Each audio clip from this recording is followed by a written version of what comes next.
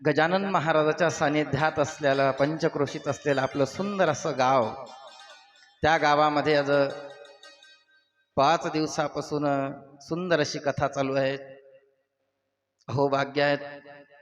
संप्रदायामध्ये अनेक कथा कीर्तन चालू आहेत, पण संगीतमय नाही. आणि संगीतमय सुंदर अशी कथा आपण ताईच्या श्रीमुखातून श्रवण करत आहात.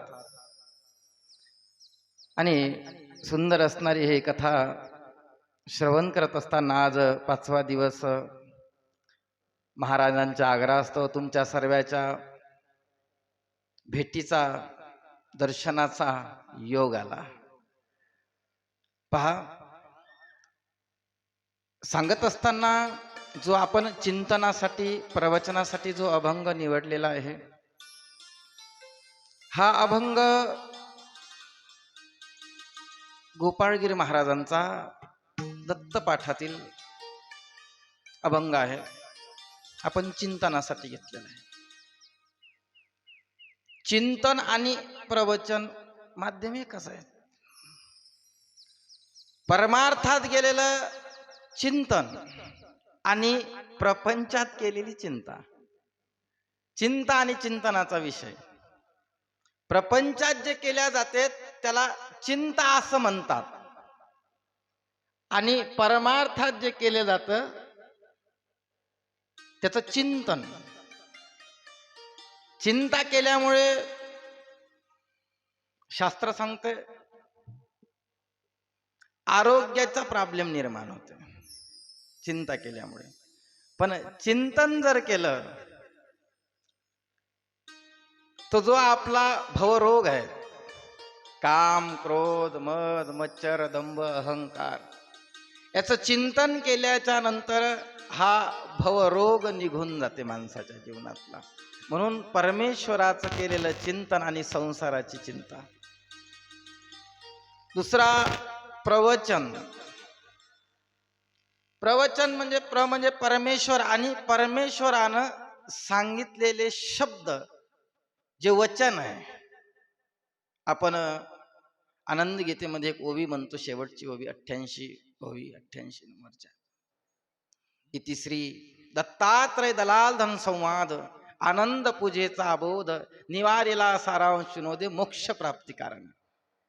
म्हणजे शास्त्र सांगते भगवंतानं केलेला बोध, त्याचंच नाव प्रवचन. म्हणजे ईश्वरानं पर प्रवचन, म्हणजे 2 शब्द होते. प म्हणजे परेच्या पलीकडला परमेश्वर, आणि त्यानं जीवाला केलेला उपदेश, जीवाला केलेला ज्ञानबोध, जीवाला केलेला निजबोध, त्याचंच नाव आहे प्रवचन.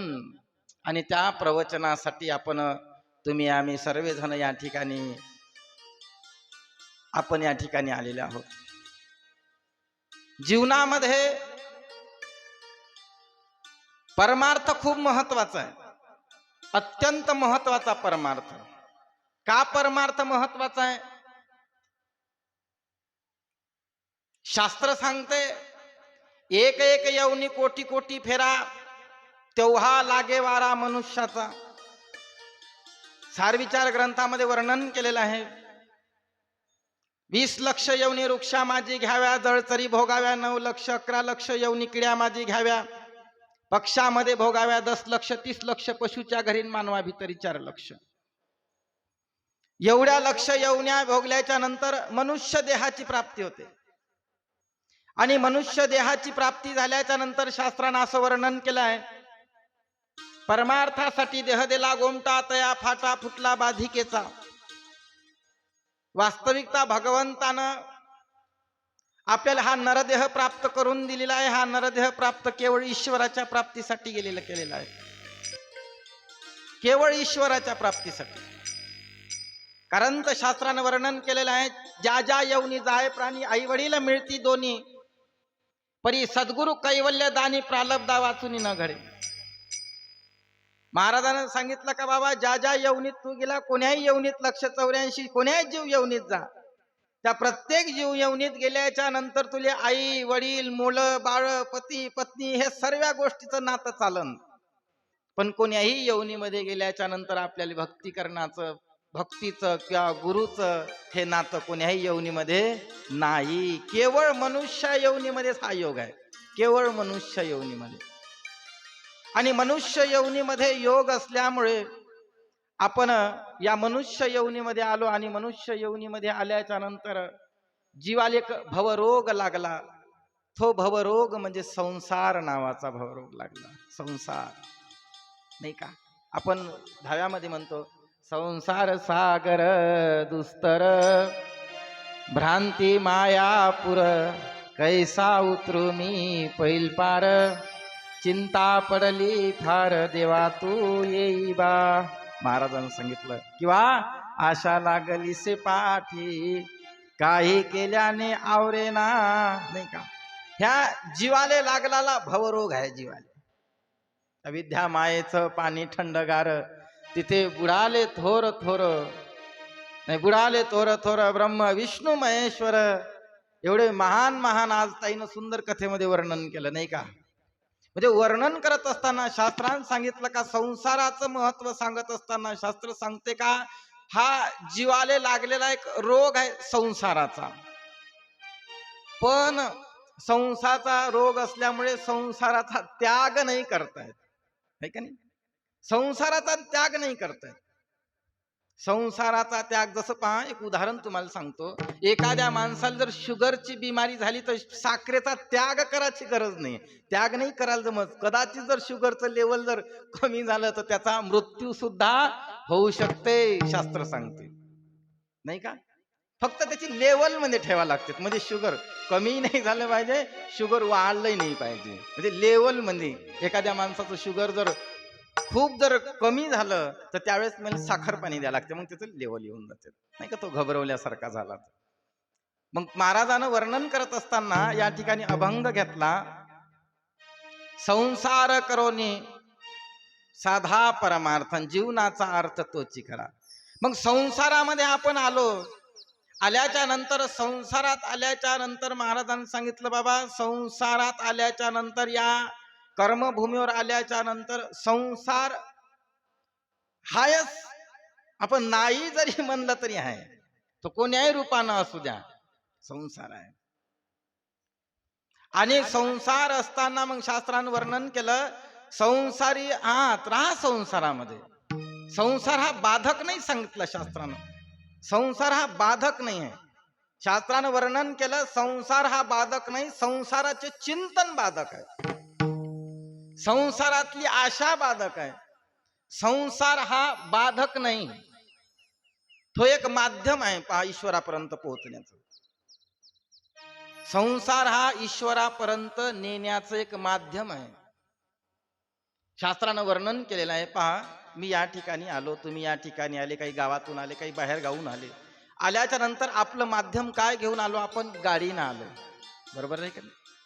कोणतं तरी टू व्हीलर, फोर व्हीलर, कोणत्या तरी गाडीनं या ठिकाणी आपण प्रवास करून आलो. आणि प्रवास करून आल्याच्या नंतर या ठिकाणी आपण या कार्यक्रमासाठी सर्व जमलो किंवा दर्शनासाठी या ठिकाणी जमलो. जमल्याच्या नंतर शास्त्रानं वर्णन केलेलं आहे, आल्याच्या नंतर जोपर्यंत आपण त्या गाडीचा त्याग करणार नाही तोपर्यंत मंदिरातलं मालकाचं दर्शन घडणार. त्याग करायला लागणार आहे त्या गाडीचा.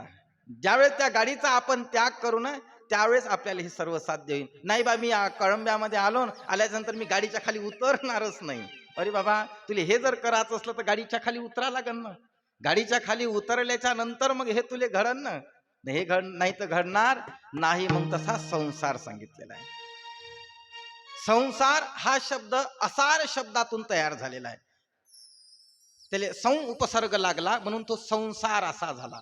वास्तविक पाहता संसार शास्त्रानं वर्णन, संसार असारची स्मरता आहे अनुभवले, तो मूर्खपणा जन्माचा जावा कळले. शास्त्र सांगितलं का, जो आपण आज त्या संसारामध्ये, संसाराच्या बाहेर यायला तयार नाही. आपण त्या संसारामध्ये एवढं चिटकून आपण बसलो का असं वाटते, आम्ही जर परमार्थाला गेलो, आम्ही जर त्या चिंतनाला गेलो, आम्ही जर कीर्तनाला गेलो, आम्ही जर प्रवचनाला गेलो, तर आमचं सर्व हे बुडून जाईन, डुबून जाईन, बुडून जाईन. भाषेचा थोडासा फरक पडतो. तर त्यावेळेस ते सांगितलं बुडून जाईन हे सर्व आमचा संसार, आम्ही जर तिथं परमार्थाच्या नादी लागलो तर. नाही का? शास्त्रानं सांगितलं बाबा हे असं नाही आहे. आपण करत आहोत म्हणून हे होत नाहीये, हा आपला भ्रम आहे. देवान सांगितलं हा आपल्या चिंतातला, अंतकरणातला, डोक्यातला, बुद्धीचा हा भ्रम आहे आपला वाला, की नाही बा आम्ही करत आहोत म्हणून हे प्रपंच होत आहे. बाबा नाही, पूर्वीपासूनच चालत आलेला आहे. पूर्वीपासून ह्या गोष्टी चालत आलेल्या आहे. आपण एक निमित्त मात्र आहोत या ठिकाणी. भूतलावरचे या कर्मसृष्टीवरचे आपण हे जीवात्मा एक पाहुण्यासारखा, आपण पाहुण्यासारखे आहोत. या दिवस आपला प्रवास संपला, ज्याचा प्रवास संपला नाही का, ज्याचा जीवनातला प्रवास संपला तो निघून गेला. म्हणून जीवनामध्ये वर्णन करत असताना महाराजांनी सांगितलं की बाबा संसार करूनी परमार्थ साधा, किंवा साधावा परमार्थ. संसारी असावे असुनी नसावी, संसारी असावे असुनी नसावी.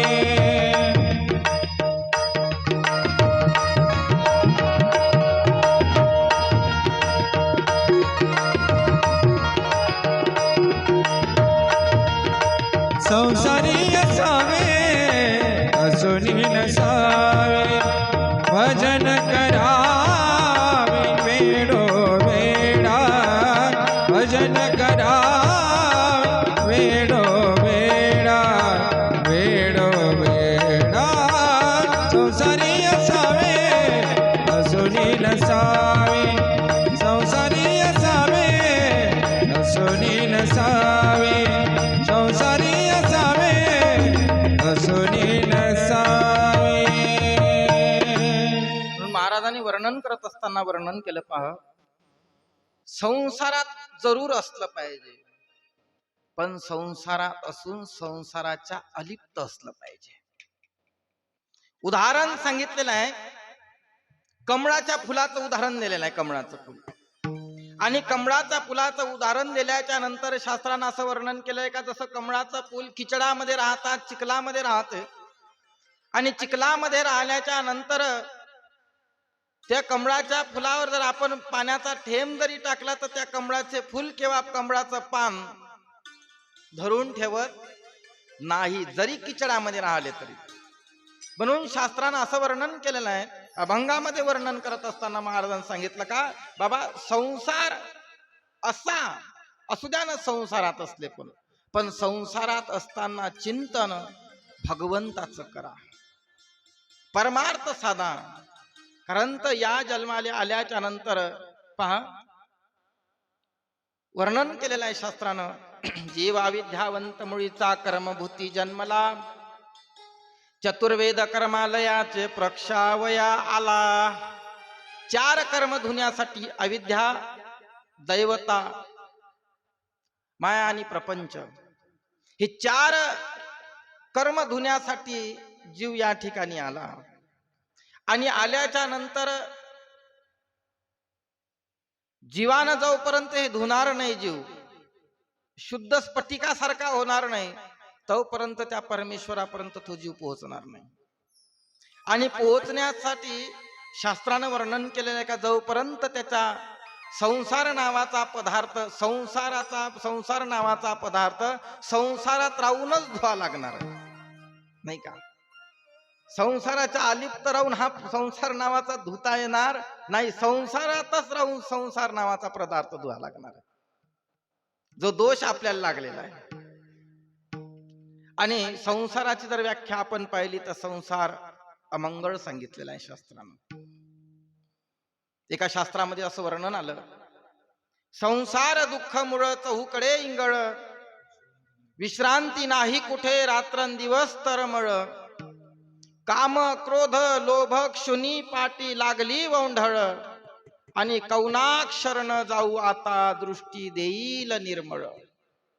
महाराजांनी सांगितलं का कोणाले शरण गेल्याच्या नंतर संसारातून संसाराचं दुःख नाहीसं होऊन जाईल. कोणाला शरण द्यावं लागेल.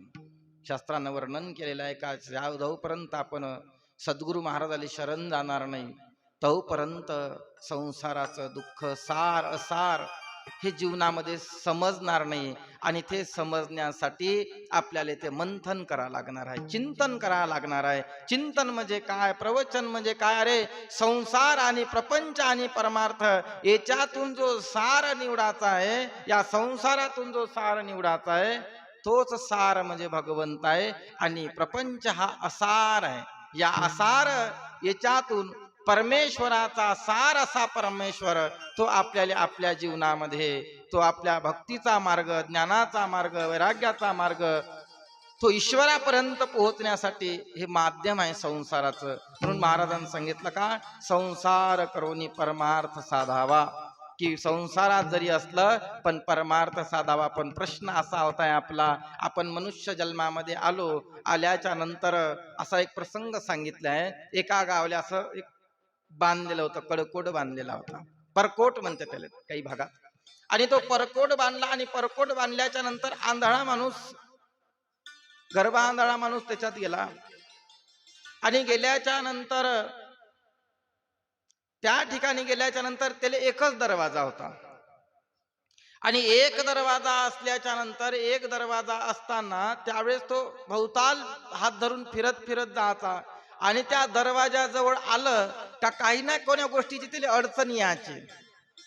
आणि अडचण आल्याच्या नंतर तो दरवाजा सहज पार करायचा आणि पुन्हा फिरायचा. तो दरवाजा आला का पुन्हा सहज पार करायचा आणि पुन्हा फिरायचा. त्याच पद्धतीनं वर्णन केलेलं आहे शास्त्रानं का त्याच पद्धतीनं जीव असणारा त्या परकोटामध्ये राहिलेला आहे, थांबलेला आहे. त्याला बाहेर निघता येत नाही, बाहेर नाही निघता येत. बाहेर निघायचे अनेक प्रयत्न करत आहे पण बाहेर निघत नाही. कारण तो संसार त्याच्यामध्ये, तो संसाराच्या याच्यामध्ये असणारा गुरु फटून आहे, तो बाहेर नाही निघता येत आहे. त्याला प्रयत्न भरपूर करत आहेत पण बाहेर नाही निघता येत. त्याचं वर्णन केलेलं आहे शास्त्रानं. अनंत जन्म झाले परंतु नाही झाल्या भेटी, आता कुणाला शरण जाऊ देवा तुझ्यासाठी. देवान सांगितलं, शास्त्रानं वर्णन केलेलं आहे का अनंत जन्म झाले. कृतायुग गेलं, त्रेता गेलं, द्वापार गेला आणि कलियुगाचे 5127 वर्ष, 27 वर्ष, एवढे वर्ष उलटून गेले तरी भगवंताची भेट झाली नाही. भगवंताची भेट नाही झाली. वर्णन करत असताना तर वर्णन असं केलं जाते का आपण दत्तमार्गी लोक आहो, का जे परमार्थिक मार्ग लोक आहो, जन्मोजन्मीचं पुण्याचा संचय असल्याशिवाय आपण या ठिकाणी येत सोपं नाही. पूर्वी जन्माचं पुण्य, जन्मोजन्मी आम्ही बहुपुण्य केले तेव्हा सद्गुरुनाथ कृपा केली. शास्त्राचं वर्णन का जन्मोजन्मीचा आपलं पुण्याचा संचय, आनंद संप्रदायाचा भक्त होण्यासाठी शास्त्राने सांगितलं कितीतरी जन्माची पुण्याई पाहिजे. आणि कितीतरी जन्माची पुण्याई असल्याच्या नंतर संप्रदायाचा बीज मंत्र, साक्षात दत्तात्रय महाराजाचा जो बीज मंत्र आहे तो बीज मंत्र आपल्या कानात येतो. कितीतरी जन्माची पुण्याई असल्याशिवाय ह्या गोष्टी साध्य नाही होत, शास्त्र सांगतो. मग साध्य करण्यासाठी आपण या ठिकाणी आलो आणि आल्याच्या नंतर आपण या कर्मभूमीवर आलो किंवा आता आपण या ठिकाणी आल्याच्या नंतर जर हे आपल्याला समजत नसन तर शास्त्र सांगते आपण ज्ञानदृष्टी हरपली, दोन्ही नेत्र आंधळे. आणि ज्ञानाची दृष्टी हरपल्यामुळे ह्याच गोष्टी आपल्याला इथं येऊनही सुद्धा लक्षात येत नाही. म्हणून शास्त्र वर्णन करतात, महाराजांना वर्णन केलं, बाबा संसार करोनी साधा परमार्थ, प्रपंचातच राहा. पण त्या प्रपंचात कसे राहा? प्रपंचाच्या अलिप्त राहा. प्रपंच संसारात जरी असले तरी त्या संसारात त्या अलिप्त राहा आणि सदैव त्या भगवंताचं चिंतन करा. कसल्याही प्रकारचं शास्त्रानं वर्णन केलंय, कसल्याही प्रकारची चिंता करू नये. संसारात जे भगवंतानं लिहिलेलं आहे, अका ललिते जे लिहिले तेन मोडे काही केले, जैसे काळे गोरे पण धुतले फिटो नेणे. शास्त्र सांगते जे आपल्या लिहिलेलं आहे हे चुकणार नाही. आपण जे चिंता करतो हे चिंता आपली व्यर्थ आहे. महाराजांनी सांगितलं का चिंता काय आहे? आपली व्यर्थ आहे संसारातली. संसारात आपण किती जरी करत असन किंवा किती चिंता जरी करत असन त्या संसाराची, तर हे आपली व्यर्थ आहे. शास्त्रानं सांगितलं व्यर्थ आहे संसाराची चिंता. कारण तर जे लिहिलेलं आहे, संचित्त क्रियमाने जाळिलो ज्ञान अग्नित, प्रारब्धाने देह चाले दूर केला अभिमान, शास्त्र सांगत नाही का. मग अशा प्रकारे महाराज सांगतात, प्रपंच करोनी साधा परमार्थ. प्रपंच जरूर करा, पण प्रपंच करत असताना तुम्ही परमार्थ सुद्धा साधा. मग परमार्थ म्हणजे काय? काय परमार्थाची व्याख्या? शास्त्रानं वर्णन केलं, जीवनामध्ये परमार्थ अत्यंत गरजेचा. त्याचं नावच आहे परम अर्थ. जीवनामधला अर्थ किंवा परमार्थ हा अत्यंत महत्वाचा आहे. परम नाव आहे त्याचं, परम अर्थ. जीवनामध्ये अत्यंत महत्वाचं काय आहे, तर तो आहे परमार्थ. आणि ज्याच्या जीवनामध्ये परमार्थ नसन, त्याच्यामध्ये एक श्लोक वर्णन केला, यशो न विद्या न तपो न दानम न चापि शीलम न गुणो न धर्मा, ते मृत्यू लोकी भूभार भूता मनुष्य रूपेना मृगंचरंती. वर्णन करत असताना वर्णन केलं की ज्याच्या जीवनामध्ये नामस्मरण नसन, ज्याच्या जीवनामध्ये दान नसन, ज्याच्या जीवनामध्ये भक्ती नसन, ज्याच्या जीवनामध्ये सेवा नसन, ज्याच्या जीवनामध्ये सत्कर्म नसन, यशो न विद्या न तपो न दानम, ज्याच्या जीवनामध्ये तप नसन, नामस्मरण नसन, तर त्यांनी सांगितलं का हे जीवन म्हणजे जनावरासारखं आहे. नाही, शास्त्रानं वर्णन केलं का हे जर ज्याच्या जीवनात नसन, त्याचं जीवन म्हणजे एक जनावरासारखं. यशो न विद्या न तपो न दानम न चापि शीलम न गुणो न धर्मा, ते मृत्यू लोकी भूभार भूता, तो जमिनीवर आल्याच्या नंतर भूमीले भार आहेत. मनुष्य रूपेना मृगंचरंती, माणसाच्या रूपामध्ये तो जनावर आहे. ज्याच्या जीवनामध्ये परमार्थ नसन, ज्याचं जीवन परमार्थिक नसन. कारण तर शास्त्रामध्ये वर्णन केलेलं आहे का या ठिकाणी केवळ आपण परमार्थासाठी आलेला आहोत, केवळ परमार्थासाठी. आणि परमार्थासाठी आल्याच्या नंतर आपलं लक्ष परमार्थाकडे नाही. जीवनातला एक एक क्षण, एक एक क्षण, एक एक क्षण, एक एक दिवस असणारा आपला वाया चालला, भगवंता वाचून व्यर्थ चालला. आणि भगवंता वाचून व्यर्थ जात असताना आपण कधी या क्षणाची, त्या वेळेची कधीही चिंता केली नाही. आपण का बा जीवनातले, आपला जे जीवनातलं आयुष्य आहे,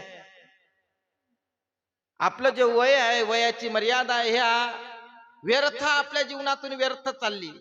हा थोडा थोडा वेळ, क्षण क्षण जीवनातला भगवंता वाचून व्यर्थ जात आहे, याच्याकडे आपलं लक्ष नाही का. म्हणून जीवनात शास्त्रानं वर्णन केलेलं आहे का बाबा परमार्थ साधला पाहिजे जीवनामध्ये. परमार्थ त्याचं नावच आहे परम अर्थ. जीवनातला परम अर्थ ज्याच्या जीवनामध्ये साध्य झाला, ज्याले भगवंताची कास धरली, ज्याले नामरूपी चिंतन रूपी भगवंताची त्या कास, भक्तीची कास जीवनात धरली आपण, त्या दिवशी त्याचं जीवन सार्थक आहे, सफल आहे. वर्णन करत असताना महाराजांनी सांगितलं, म्हणून परमार्थ अत्यंत गरजेचा आहे. परमार्थ हे एवढी मोठी उठाठेव कशासाठी आहे?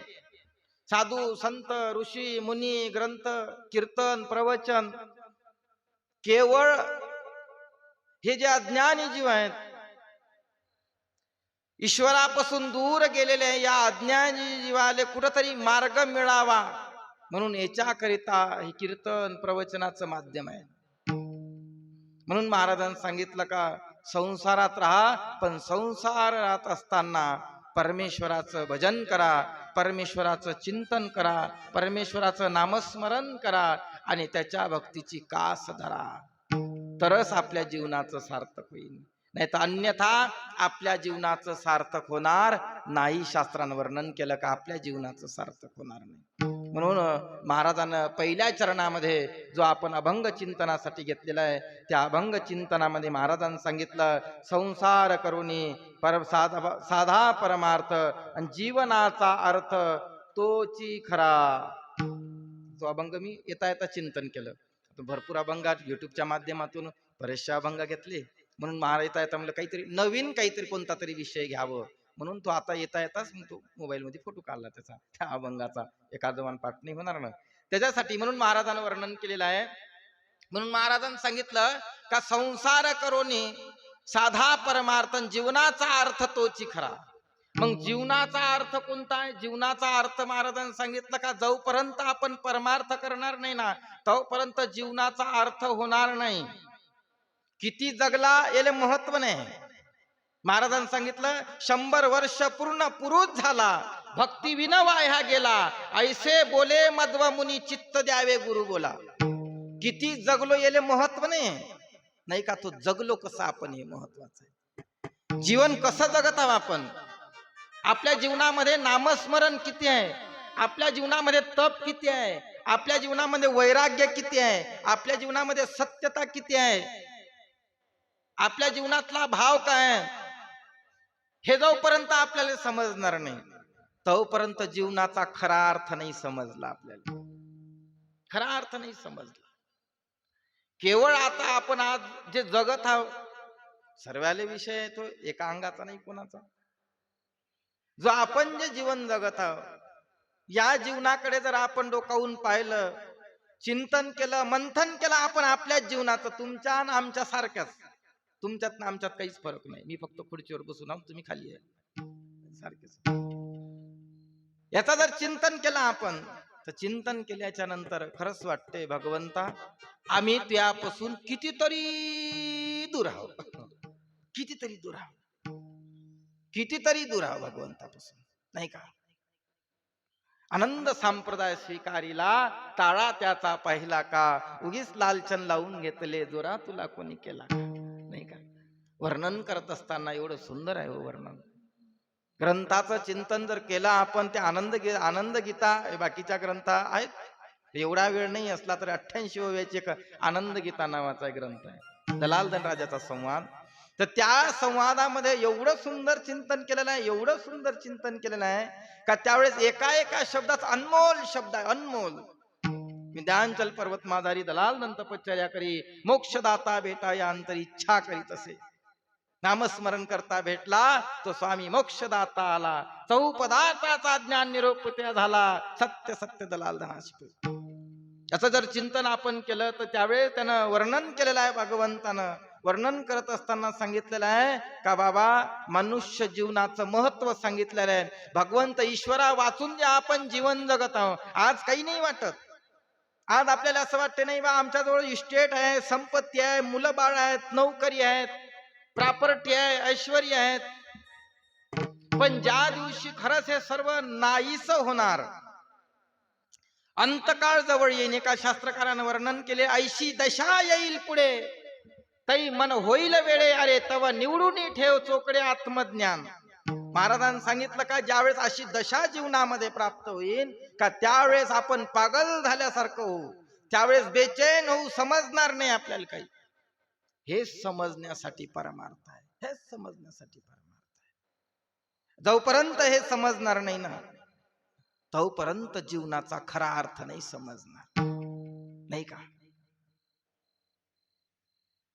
खलविदामध्ये एक उदाहरण आलं, आणि खलविदामध्ये एक उदाहरण आल्याच्या नंतर एका राजाचं पोरग होतं. त्या राजाचं पोरग असताना राजाला 2 पत्न्या होत्या, आणि 2 पत्न्या असताना त्या राणीने काढून दिला, आणि काढून दिल्याच्या नंतर त्या राणीच्या फार अवस्था खराब झाली. आणि अवस्था खराब झाल्याच्या नंतर सुंदर एक मुलगा होता, आणि त्यावेळेस तो मुलगा म्हणाचा आई मला दूध पाहिजे, आई मला दूध पाहिजे, आई मला दूध पाहिजे.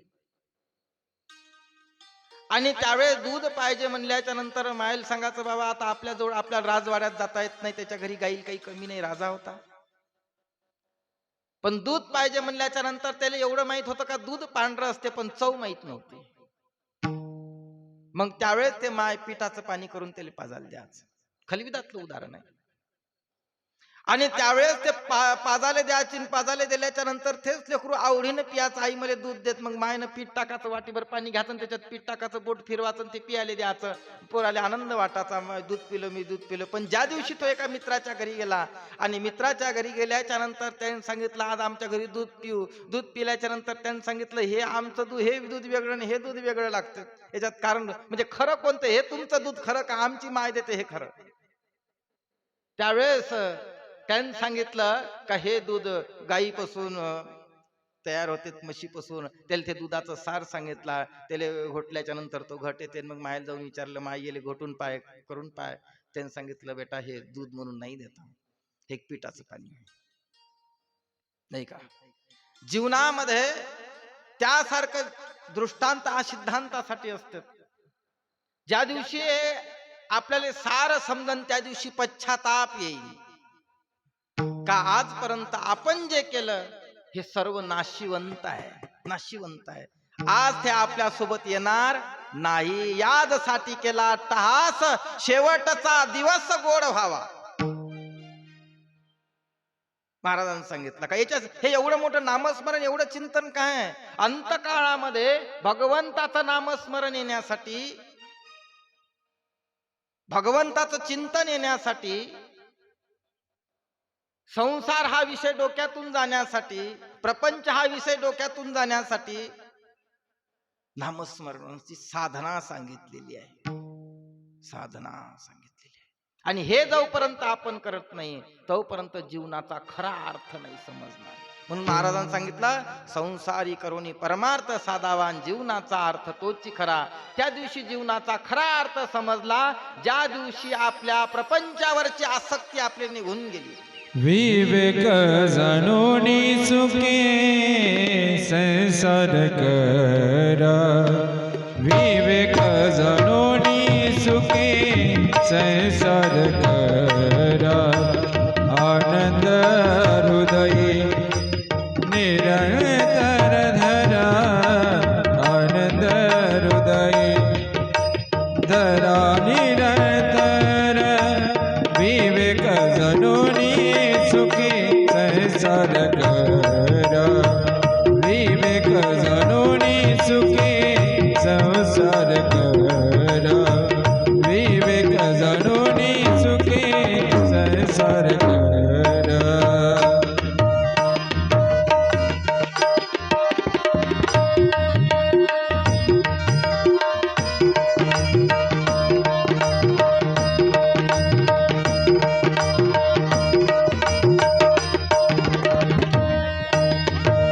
येता जाता उठता बसता,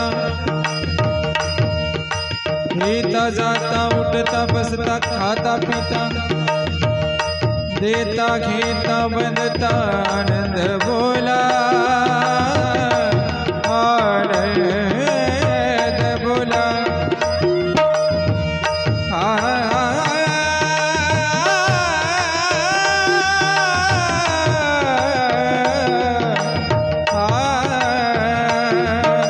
विवेक जाणूनी सुखे संसार करा, विवेक जाणूनी सुखे संसार करा, विवेक जाणूनी सुखे संसार करा. म्हणून महाराजांनी वर्णन केलेलं आहे की जीवनाचा अर्थ तोच खरा. त्या दिवशी आपलं जीवन सफल समजायचं ज्या दिवशी आपलं मन परमार्थात लागलं पाहिजे. तोपर्यंत सफल नाही. आपण वर्णन करत असताना पहा, मी एक विषय नेहमी घेतो कोण्या प्रवचनात, कीर्तनात. भगवंतानं एक ग्रंथ सांगितला दत्त महाराजाच्या, त्याचा ग्रंथाचं नाव आहे अजरामर सिद्धांत. अध्याय 9 किंवा 11 2 अध्यायापैकी नामाच्या पायऱ्या सांगितलेल्या आहे. आणि त्या नामाच्या पायऱ्या सांगत असताना महाराजांनी एक वर्णन केलेलं आहे. त्याच्यात 4 पायऱ्या सांगितल्या, नामत्व, अंतरत्व, निश्चळत्व आणि साक्ष. तर त्यामध्ये पहिल्या पायरीचं वर्णन करत असताना देवानं सांगितलं जोपर्यंत देहाचं निरसनत्व होत नाही, प्रथम देहाचं निरसत्व सांडून आनंद नामात व्हावी लीन, अखंड करावे नामस्मरण प्रथम पायरी जा. नेहमी चिंतन सांगतो या विषयात. त्यांनी असं सांगितलेलं आहे का जोपर्यंत जीवनाचा अर्थ तो चिखरा, या विषयावर आपण चिंतन करतो.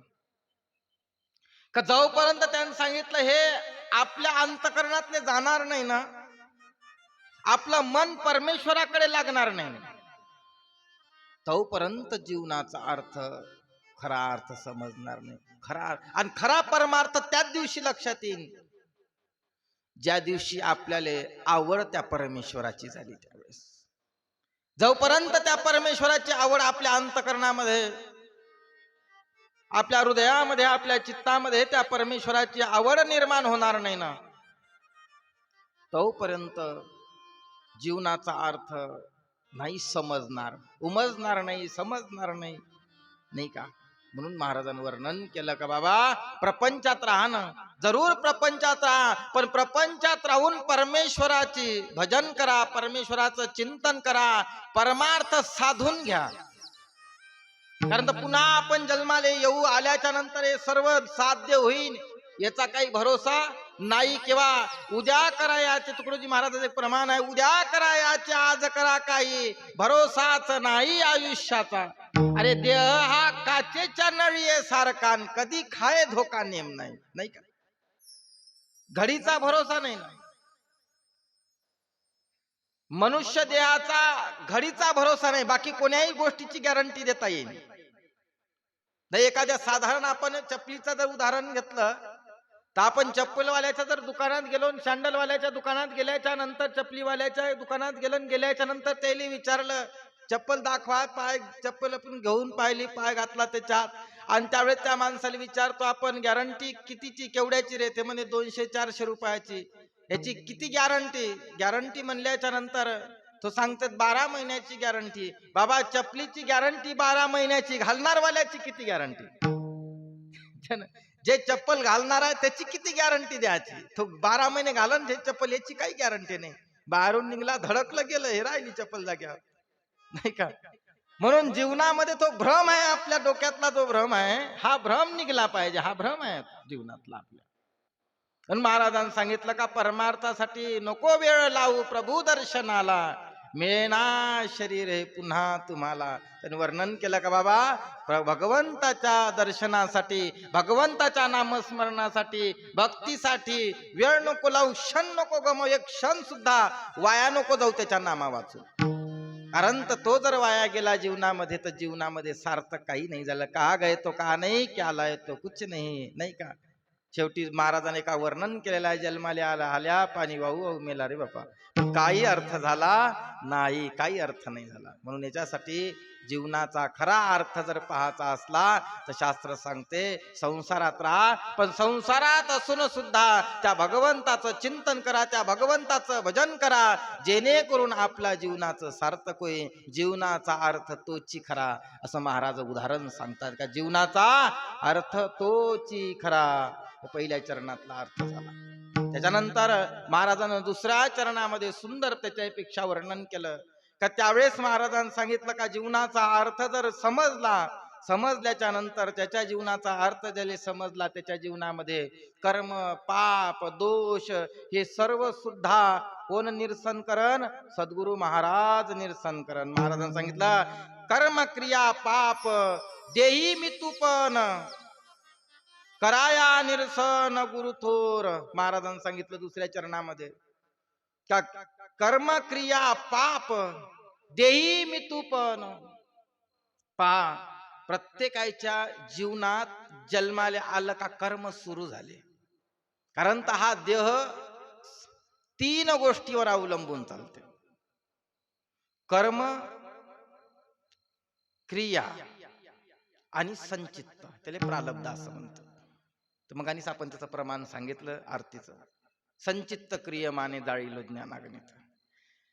महाराजांनी सांगितलं कर्म, क्रिया, पाप देही मी तूपन. हे अज्ञानाचे लक्षण सांगितलेले आहे. या अभंगामध्ये अज्ञानाचे लक्षण सांगितलेले आहे. महाराजांनी सांगितलं का जीवनामध्ये कर्म करत असताना कर्माचे लक्षण सांगितलेले आहे का कर्म करत असताना कोणते कर्म केल्याच्या नंतर त्याचा दोष नाही किंवा कोणते कर्म केल्याच्या नंतर त्याचा दोष होते. शास्त्राने सांगितलं, अरे तू जेही कर्म करत आहे हे सर्व कर्म मला अर्पण कर, त्या कर्माचा दोष लागत नाही. वर्णन केलेलं आहे, जे जे कर्म निपिजे ते थोडे बहुत म्हणीजे, निवांत जी अर्पिजे माझ्या ठाई. महाराजांनी वर्णन केलं. त्यांनी सांगितलं का बाबा जे जे कर्म तुझ्या हातून घडले ना, हे प्रत्येक कर्माचा करता तू परमेश्वराला ठरवून देत जा.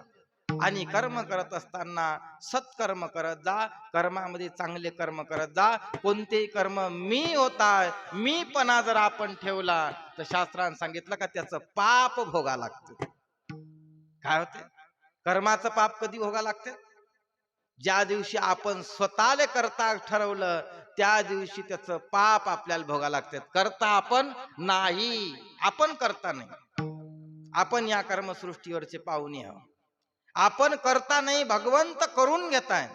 हे कार्य, हे संकल्पना हे माणसाच्या अंगी असली पाहिजे. मग कर्म जे करत आहोत आपण, हे कर्म करत असताना महाराजांनी सांगितलं, एक श्लोक सांगितला, न भुक्तम छेते कर्म जन्म कोटी शते रते. कर्माचे लक्षण, कर्माचं जर उदाहरण पाहिलं आपण, काही काही वेळेस असा प्रसंग येते, थोडासा वेगळा भाव आला याच्यात कर्माचा विषय. काही काही वेळेस आपल्याला असा भाव निर्माण होते अंतकरणामध्ये, आम्ही रात्रंदिवस भगवंताचं भजन करतो, रात्रंदिवस चिंतन करतो, कधी कोणाचं वाईट नाही केलं आम्ही, मग देव आमच्या सोबत एवढं का वाईट करतेत. काही काही वेळेस याचं चिंतन थोडस वेगळ्या रूपानं झालं तर त्यावेळेस काही काही वेळेस आपल्या अंतकरणामध्ये असा भाव निर्माण होते. सर्वांच्याच होते, तुमच्या होते, आमच्या होते.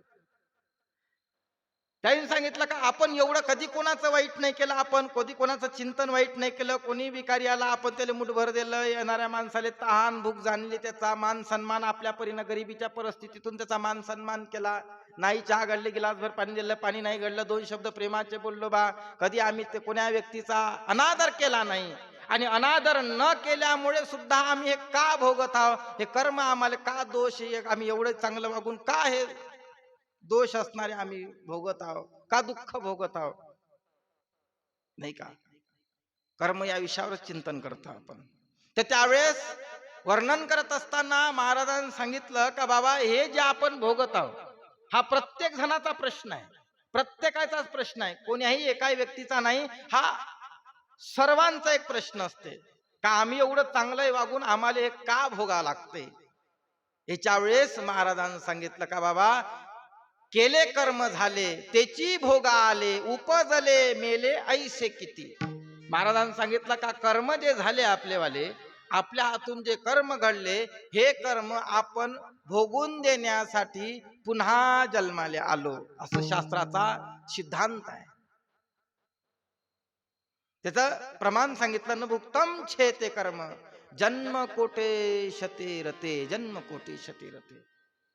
दलालधन महाराजाचा दत्तात्रय महाराजाच्या संवादामध्ये दलालधन राजाने सांगितलं होतं, देवा म्या सर्वस्वाचा त्याग केला आणि त्याग केल्याच्यामुळे तुम्ही मोक्षाले का नाही नेलं. तर त्यावेळेस देवाने सांगितलं का 7व्या जन्मामध्ये दलालधन राजाला मोक्षाला नेलं. याच्या मागचं कारण सांगितलं का त्यावेळेस त्यांनी सांगितलं का कारण सांगत असताना त्यांनी सांगितलं का संकल्प सोडला नाही, संकल्प राहिला होता, त्याच्यासाठी पुन्हा दलालधन राजाचा जन्म झाला. आणि संकल्प सोडल्याच्या नंतर मग झाला. म्हणजे कर्म जर कोणते एक जरी कर्म उरलं, एक जरी कर्म शिल्लक राहिलं गेल्या जन्मातलं, ते भोगून देण्यासाठी पुन्हा जन्माला यावं लागते, पुन्हा जन्माला यावं लागते. म्हणून हे सुख दुःख आपल्या जीवनामध्ये जे आपण भोगत आहोत, हे सुख दुःख भोगत असताना केल्या कर्माचे फळ आहे, केल्या कर्माचे फळ आहे. पहा एक उदाहरण, एक सुंदर भगवंताची भक्ती करणारा असते आणि असल्याच्या नंतर योगायोग राजाने त्याचे हात तोडले दोन्ही. लक्ष देऊ नये का कर्माचे फळ कसे भोगायला. राजानं दोन्ही हात तोडले. दोन्ही हात तोडल्याच्या नंतर तो एका व्यक्तीजवळ गेला, चांगला ज्ञानी, त्रिकाल ज्ञानी. त्या व्यक्तीजवळ गेल्याच्या नंतर त्याला विचारलं, बाबा मी आयुष्यात कधी वाईट केलं नाही कोणाचं, आणि राजानं माझे दोन्ही हात तोडून टाकले. त्यांनी सांगितलं, बाबा हे या जन्मातलं नाही, गेल्या जन्मातलं आहे, सांग त्यासोबत का घडलं. त्यांनी सांगितलं, असं झालं, मी राजाच्या घरी पुजारी म्हणून होतो, आणि पुजारी म्हणून असताना योग असा आला की त्यावेळेस मी त्याच्या घरी गेलो, आणि गेल्याच्या नंतर सकाळची पूजा आटपली, आरती केली, आणि बाहेर निघत असताना राणीच्या हातून एक चुकी झाली. राणीच्या हातून चुकी झाली. रात्रीचा प्रसंग होता, आणि रात्रीचा प्रसंग असताना सकाळी 4 वाजता राजकुमार जो मुलगा होता, तो मुलगा आला. सकाळच्या वेळेस आल्याच्या नंतर त्याच्याच रूम मध्ये गेला, त्याने तलवार ठेवली आणि त्याच ठिकाणी निद्रिस्त झाला, झोप लागली, डोळा लागला. त्याची पत्नी उठली. उठल्याच्या नंतर तिनं पाहिल्याच्या नंतर त्याने सांगितलं, एवढी मोठी तलवार हे कसे चालवत असन, कसं वागवत असन, म्हणून तिनं असं म्यान मधून काढून पाहिल्याच्या नंतर ते तलवार चमकली, तिच्या हातातून सुटली, ते राजयुवकावर, त्या राजकुमाराच्या गळ्यावर पडली, आणि तो गतप्राण झाला. आणि गतप्राण झाल्याच्या नंतर माझी पूजा झाली, मी निघालो. हे मला काही प्रसंग माहित नाही. आणि त्यावेळेस जर मी निघला असताना तिनं आवाज दिला का या व्यक्तीनं माया नवऱ्याला मारलं, राजाच्या पुराले. आणि मारल्याच्या नंतर राजानं सकाळी दुसऱ्या दिवशी लगेच दरबारात बोलवलं, आणि बोलवल्याच्या नंतर त्यांनी सांगितलं का आयुष्य बालपणापासून तुनं आमच्या घरची भक्ती केली, पूजा केली, आयुष्यभर आरती केली, तुमच्या वडिलाचंही आयुष्य गेलं, तुझंही आयुष्य चाललं, पण तू न असणारा माया पोराला मारलं. मग तू वध न करता, शिरछेद न करता मी ते दोन्ही हात तोडून टाकतो. म्हणून त्याचे दोन्ही हात तोडले. आयुष्यात तिळा इतकं पाप त्याच्या जीवनात घडलं नाही. त्यांनी सांगितलंय, बाबा हे या जन्मातलं नव्हे, हे कर्म गेल्या कोण्यातरी जन्मातले, आणि गेल्या कोण्यातरी जन्मातले असणारे तुला या ठिकाणी भोगाचं काम पडलं. म्हणजे कसं भोगाचं काम पडलं. त्याने सांगितलं, हे जे बाई होती या राजकुमाराची पत्नी, हे राजकुमाराची पत्नी कोण्यातरी जन्मातली एक गाय होती, आणि गाय असताना तिचा जो आज राजकुमार झाला, तो तिचा जो पती होता हा एक कसाई होता. आणि कसाई असताना एक गाय त्याच्या हातातून सुटल्याच्या नंतर ते तुझ्या शेतात आली, तुनं त्या हातानं धरली, त्या कसायाला देऊन टाकली. कसायानं ते गाय नेली, गाय नेल्याच्या नंतर त्या गायीचा वध केला. कसाई कालांतराने मेला, गाय तवास मेली, तू मेल्याच्या नंतर पुन्हा जन्माला आला. कसाई तिचा नवरा झाला, गाय असणारी पत्नी झाली, आणि तू त्याच्याच राजवाड्यात असणारा तुनं गाय धरून दिली, म्हणून तुनं असणार ते पुन्हा तुझा जन्म झाला. बाईच्या हातातून तलवार सुटली, ते त्याच्या नवऱ्याच्या याच्यावर पडली, गळ्यावर, मानेवर पडली, तो गतप्राण झाला. म्हणजे गायीनं या कसायाले या जन्मात मारलं, आणि तुनं धरून दिल्यामुळे ती हात तोडाचे काम पडलं. हे गेल्या जन्माचा जो भोग आहे तो हा कर्म जो भोग आहे, हा कर्म भोग तुले या जन्मात भोगावं लागलं. जगी जीवनाचे सार घ्यावे जाणून सत्वर, जैसे जाचे कर्म तैसे फळ देतो रे ईश्वर, जैसे जाचे कर्म तैसे फळ देतो रे ईश्वर, जैसे जाचे कर्म तैसे फळ देतो रे ईश्वर.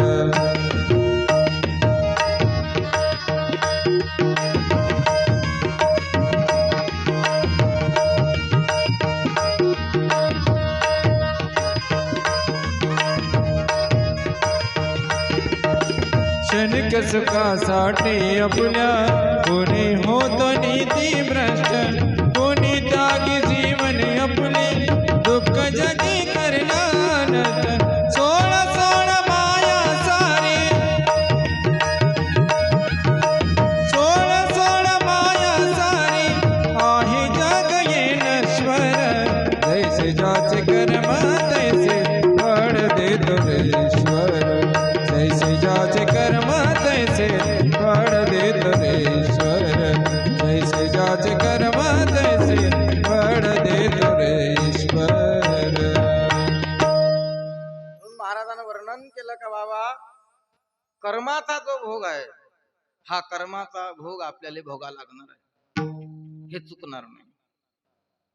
म्हणून महाराजांनी सांगितलं का जे कर्म आपण करत आहोत हे सर्व कर्म जर त्या परमेश्वराला अर्पून जर आपण केलं तर त्यावेळेस त्याचा दोष आपल्याला लागत नाही. आणि कर्म जर आपण स्वतः म्हणून केले तर त्याचं पाप भोगावं लागतात. म्हणून महाराजांना वर्णन करत असताना सांगितलं कर्म क्रिया पाप देई मी तू पण. महाराजांनी सांगितलं का या देहामध्ये वर्णन केलेलं आहे कर्म आणि पापाचं वर्णन केलेलं आहे. कर्म करत असताना काही काही वेळेस कर्म अशा आपल्याकडून घडते का ते कर्म करत असताना त्याचं पाप होते. पाप पाप शास्त्रांत सांगितलेलं आहे कर्म करत असताना कोणतंही कर्म करत असताना त्या कर्माचा 1000 वेळा विचार केला पाहिजे. 1000 वेळा विचार. कारण आपण जे कर्म करतो हे कर्म आपल्याला भोगून द्या लागणार आहे. हे चुकणार नाहीच चुकणार. 100% भोगून द्या लागणार आहे.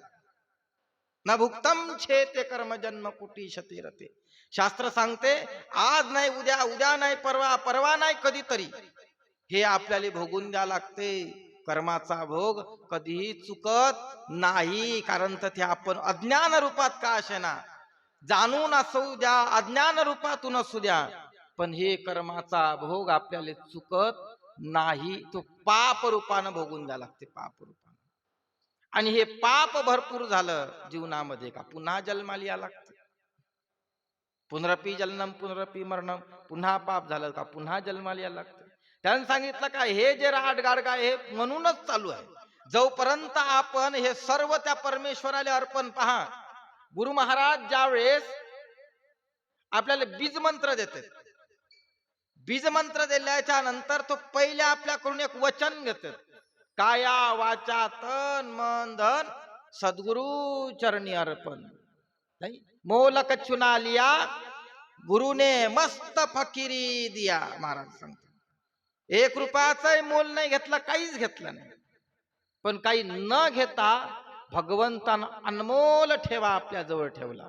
अनमोल ठेवा जे साक्षात परमेश्वराची भेट करून जन्म मरणाचं दुःख याच्या पलीकडे करणार त्या मोक्ष पदाचं सुख आपल्याला देणार असं बीज मंत्र नाम ज्याला म्हणतो आपण बीज मंत्र ज्याला म्हणतो हे एवढं भगवंतानं आपल्यासाठी दिलेलं आपल्याला दिलेलं आहे. त्या गुरु महाराज अनंत उपकार सांगितलेले गुरु महाराज. म्हणून महाराजांनी सांगितलं कर्म क्रिया पाप देही मी तू पण कराया निरसन गुरु आले किंवा गुरु थोर. महाराजांनी सांगितलं का कर्म झाले आणि कर्म झाल्याच्या नंतर त्याचं पाप झालं कर्माचं. आणि पापाचे प्रकार शास्त्रात सांगितलेले आहे. बरेचसे शास्त्रामध्ये अलग अलग प्रकार सांगितले. आपण जेवढी शास्त्र वाचले प्रत्येकाचे अलग अलग प्रमाण सांगितलेले आहे. प्रत्येकाने आपापल्या पद्धतीनं त्याचा वापर करून चिंतन करून त्या चिंतनानुसार केलेले आहे. काही काही प्रकारे 3 प्रकार सांगितले पापाचे. कायिक वाचिक मानसिक. काया वाचा म्हणे कायानं वाचन आणि मनानं होणारे पाप. काही शरीरानं आपण एखाद्या व्यक्तीला त्रास दिला हा सुद्धा पाप आहे. कायेचं म्हणजे शरीराचं पाप आहे. काही काही वाचेतून आपण जे बोलतो बोलल्यामुळे काही काही जणांचं पाप वाढतात नाही काय. काही काही वेळेस आपण शब्द असा बोलतो लक्षात घ्या. काही काही वेळेस शब्द असा बोलतो समोरच्या माणसाला इचूट असला एवढा त्रास नाही होणार आपल्या शब्दाचा त्रास होतो नाही का. एखाद्या वेळेस विंचवानं नांगी जर मारली तर तेवढा त्रास होणार नाही तेवढा आपल्या शब्दाचा त्रास होते. शब्दाचा शास्त्रकारानं वर्णन केलेलं आहे. वाणी ऐसी बोलिये मन का पाखोय औरन को शीतल करे खुद ही शीतल होय. कबीरा खुद ही शीतल होय. वाणी ऐसी बोलिए मन का आपा खोय औरन को शीतल करे खुदाई शीतल होए. कबीरा खुदाई शीतल होय. महाराजांनी वर्णन केलं. का ज्यावेळेस आपण बोलतो पहा काही काही सहज आहे जीवनामध्ये परमार्थ म्हणजे काय, काय परमार्थाची व्याख्या, काय परमार्थाचे लक्षण, परमात्मा म्हणजे काय, परमात्मा म्हणजे काय, परमार्थ म्हणजे काय. परमात्मा म्हणजे सहज व्याख्या, सोपी व्याख्या साधू संतानं स्पष्ट रूपात सांगितली. परमात्मा म्हणजे दुसऱ्याचा आत्मा न दुखवणे हा परमार्थ, सोपी व्याख्या आहे. परमार्थ म्हणजे काय, दुसऱ्याचा आत्मा न दुखवणे, काया वाचा मने, शरीरानं न दुखवणे, वाचनही न दुखवणे, मनात एखाद्याचं वाईट चिंतन न करणे, नाही का. परमात्मा परमार्थाचं महत्वाचं लक्षण सांगितलेलं आहे साधू संतान, महत्वाचं लक्षण सांगितलेलं आहे. त्यांनी सांगितलं का, आपण आपल्या काया वाचा मने, मनानं कधी कोणाचं वाईट चिंतन नाही झालं, वाचन कोणाचं वाईट नाही चिंतन, आणि कायनं म्हणजे शरीरानं सुद्धा कोणाला त्रास होऊ नये असं जर आपण वागलो त्यालाच अभेद वृत्ती म्हणतात. अभेद वृत्ती, अनुसया मातेचं चिंतन सांगितलेलं आहे. अभेद वृत्तीचे उपासक अनुसया माता, अभेद वृत्तीचे. अनुसया माता तुझा भाव चांगला नाही, नाही का.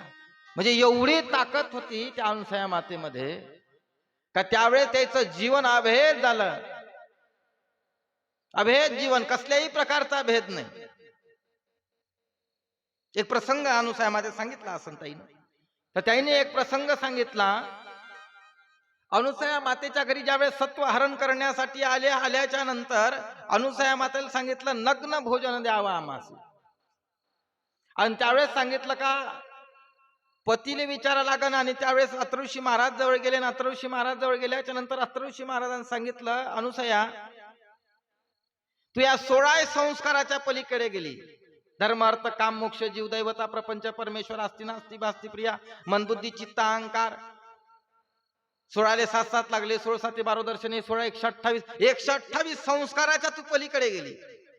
आणि पलीकडे गेल्याच्या नंतर त्या अंतकरणामध्ये कसल्याही प्रकारचा भेद नाही. आणि ज्याच्या अंतकरणामध्ये भेद नाही, ज्याची दृष्टी असणारी शुद्ध झालेली आहे, तर त्याच्या जीवनामध्ये वस्त्र काय विवस्त्र काय काही महत्व नाही त्याच्या जीवनामध्ये. ज्याचा जीव, ज्याचा अंतकरण शुद्ध अंतकरण झालं, ज्याच्या अंतकरणातला भेदच गेला, तिथं वस्त्राची निवस्त्राचा काही प्रश्न नाही राहिला अनुसया, नाही का. सांगायचं तात्पर्य असं का आपण ज्यावेळेस काया वाचा म्हणे जर कोणाला त्रास देत असेल तर त्याचं पाप आपल्याला भोगावं लागतात, त्याचं पाप भोगावं लागतात. म्हणून शास्त्रानं वर्णन केलेलं आहे का बाबा जीवनामध्ये हे जे पाप आहे हे काया वाचा म्हणे पापाचे प्रकार पडतात. कायिक पाप, वाचिक पाप आणि मानसिक पाप. कायिक पाप 3, वाचिक 4 आणि मानसिक 3, म्हणून एकूण 10 पापाचे पाप, उपपाप आणि महापाप असे पापाचे प्रकार पडतात. याचं चिंतन नाही करू, बस विषयाला महत्वाचे विषय.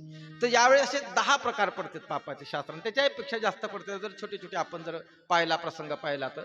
पण म्हणून महाराजांनी सांगितलं का असा प्रसंग महाराजांनी वर्णन केलेले आहे. आणि वर्णन करत असताना महाराजांनी सांगितलं का क्रिया कर्म क्रिया पाप देही मी तू पण. आणि या देहामध्ये आल्याच्या नंतर मी तू पण पहा, एकनाथ महाराजाची आरती आहे, ते आपण आपल्या संप्रदायामध्ये फार क्वचित ठिकाणी म्हणतो. मी तू पणाची केली भोळवण आणि एका जनार्दनी श्री दत्त ध्यान. वर्णन करत असताना महाराजांनी सांगितलं का दत्तात्रयाचं ध्यान कधी लागन. एका जणांनी प्रश्न केला का हो आम्हाला ध्यान नाही लागत दत्तात्रय महाराजाचं ध्यान. मग त्यांनी सांगितलं मी तू पणाची बोळवण जोपर्यंत होणार नाही तोपर्यंत ध्यान लागणार नाही. मितूपणाची झाली बोळवण एका जनार्दनी श्री दत्त ध्यान. मग त्यावेळेस त्यांनी सांगितलं का जोपर्यंत मितूपण जाणार नाही आपल्या जीवनातला, आपल्या अंतकरणातला, तर त्यापर्यंत आपल्याला याचं ध्यान लागत नाही. ध्यान लागण्यासाठी मितूपणा गेला पाहिजे अंतकरणातला. ध्यान म्हणजे काय, ध्यानाची क्या व्याख्या आहे. ध्यानाची व्याख्या शास्त्राने वर्णन केलेली आहे का अंतकरणातला भेद जीवनात अंतकरणातला गेला, अंतकरण शांत झालं, अंतकरणामध्ये कसल्याही प्रकारचा भेद नाही, शुद्ध झालं नाही. त्याचं एक प्रमाण सांगितलेलं आहे, कोणत्यातरी ग्रंथामध्ये वाचण्यातून गेलं. सोडी कल्पना उपाधी तीच साधूला समाधी. म्हणजे ध्यानाचं लक्षण सांगितलेलं आहे. ज्या दिवशी कल्पना आणि उपाध्या गेल्या जीवनातल्या, त्या दिवशी आपलं ध्यान लागलं किंवा समाधी लागली. ध्यानाचं महत्व सांगितलेलं आहे. का त्याच्याशिवाय दुसऱ्याचं चिंतन जर असलं तर ध्यान लागत नाही. म्हणून महाराजांनी सांगितलेलं आहे, वर्णन केलेलं आहे. कर्म क्रिया पाप देही मितूपन कराया निरसन गुरु थोर. महाराजांनी सांगितलं, जोपर्यंत मी आणि तू हा शब्द आहे, जोपर्यंत हे मी आणि तू जाणार नाही जीवनामधला, तर तोपर्यंत आपल्याला काही साध्य होणार नाही. चिंतनाचा विषय, काही साध्य होणार नाही. काही केलं तर साध्य होणार नाही. शास्त्रांनी सांगितलं, बाह्यरंग किती बदलवला, देवाले महत्वाचा नाही बाह्यरंग. जगासाठी महत्वाचा, ठीक आहे जगासाठी, पण अंतकरणामधला भाव, अंतकरणामधला जवळ देवान सांगितलं, तो बाह्यरंग मला काही कामाचा नाही. नाही का? तो बाह्यरंग काहीच महत्वाचा. त्या बाह्यरंगावर काय आहे? तो बाह्यरंग पुन्हा किती माळा घातलेल्या आहेत, किती मोठा गंध लावलेला आहे, किती मोठी तुझी दाढी आहे, किती मोठ्या जटा आहेत, एवढ्याचा फेटातून बांधलेला आहे, हे मला नाही महत्वाचं. त्यांनी सांगितलं अंतकरण महत्वाचं. घेतो अंतरीची गोडीन पाहे जोडी भावाची. त्यांनी सांगितलं का भगवंत काय घेतो? तर अंतरीची गोडी घेतो. दत्ता याहो हृदय मंदिरी कोणी नाही दुसरी घरी. अहम भाव होतो सासरा सोम भो देतो झाला चुरा. सासू गेली कल्पना दुरी कोणी नाही दुसरे घरी. हे अंतकरणातले, हे चित्तातले, अंतकरणातले हे जोपर्यंत जाणार नाही तोपर्यंत मी तू पण हे अंतकरणातले जोपर्यंत जाणार नाही तोपर्यंत थो आपल्या घरी येणार नाही. थो येण्यासाठी हे अंतकरणातले पहिले निघले पाहिजे. कारण तर त्यांनी सांगितलं का मी एवढ्या मोठ्या शरीरामध्ये कुठंच वास नाही करत. वास कुठं करतो? कोण्या हृदयी वास करतो. हृदयी कमले तुझी पूजा करीन मी. नाही का? देवान सांगितलं कुठं भगवंताचे चरण आहे किंवा देवाचा वास कुठं आहे? हृदय कमळामध्ये. जिचं हृदय आहे त्या ठिकाणी. मग हृदयामध्ये हे जर एवढे बाकीचे संत मग ते तेवढ्या गर्दीत गर्दी देव कसा करत? देवान सांगितलं मला शांत आणि एकांत पाहिजे. तू का म्हणे आम्हा एकांताचा वास ब्रह्मी ब्रह्म रस सेवू सदा. त्यानं सांगितलं एकांताचा वास एकटं बसलं पाहिजे. त्याच्यात कोणतं किलबिल चिलबिल काही नाही पाहिजे. एकटं पाहिजे, एकटं पाहिजे.